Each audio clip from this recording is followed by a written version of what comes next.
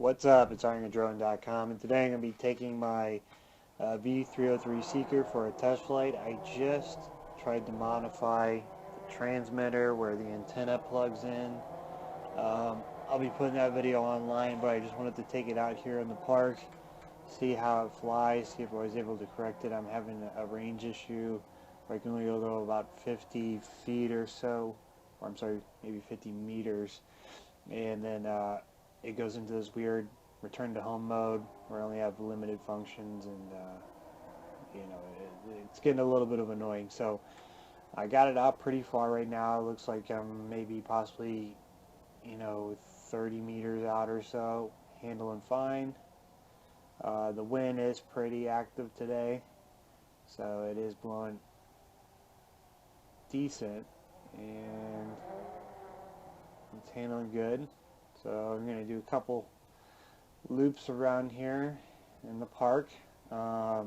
Typical battery time is about 8 minutes or so, especially flying at these high rates. I'm not carrying a GoPro or a camera today. I just have the case on the bottom, if you see the case there, and I just have it mounted into the native mounts with the actual protective GoPro case on there.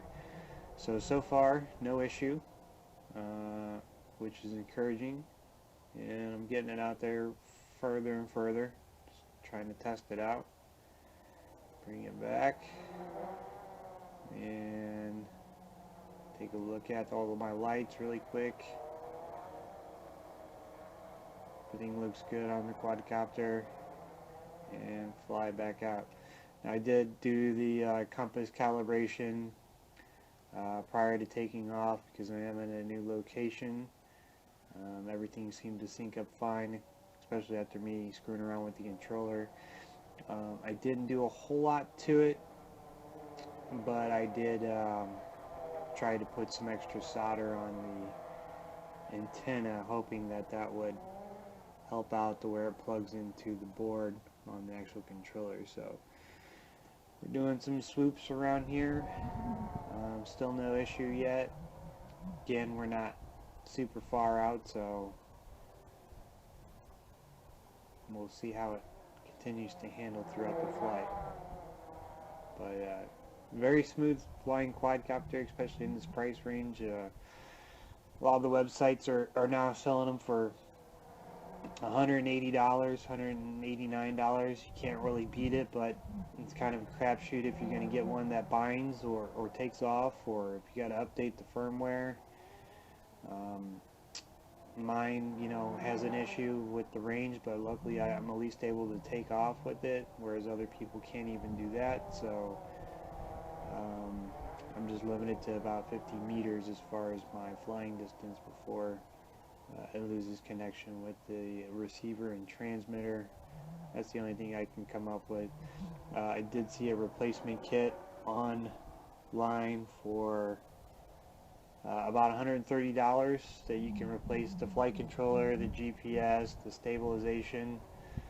It's a lot of work, and it's quite a bit of money when you can just buy a brand new one for about $186. So if I go that route, I think I just get a brand new one.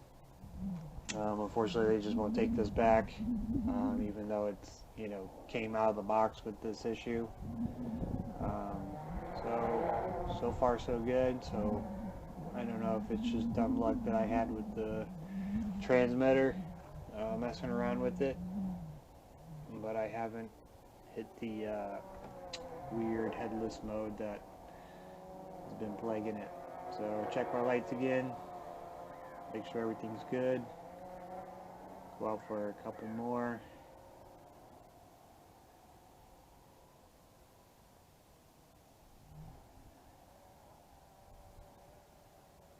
And that was fairly far out there. I believe that's probably about 100 to 200 feet. This is kind of the outfield of a baseball field.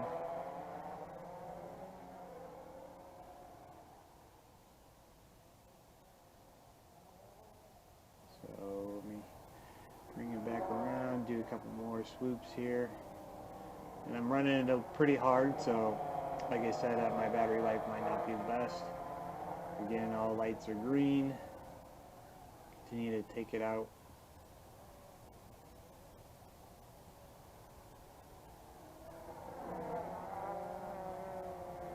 But you know, when this thing's on, it handles excellent. One of the best flyers that I have. So I'm really hoping that I can get it to work right. Still green, no issue.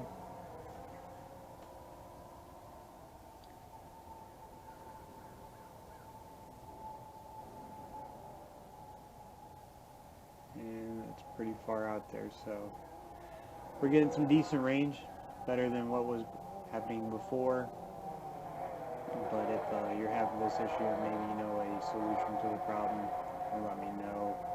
Basically, it just goes red on the light when it gets to a certain distance, either vertical or horizontal. Goes into a return to home status, and you can only rotate your rudders and your ailerons. So you have to turn it to the side and then bring it back to you by pushing left or right on the right stick to get it back. And then once it gets back within range, it'll sync up back green flashing lights, and then you can use your sticks to actually, you know, control it from there. So red lights are on, battery is dying. I ran it pretty hard, so I'm going to take it down. Did not experience any issues. This is the V303 Seeker.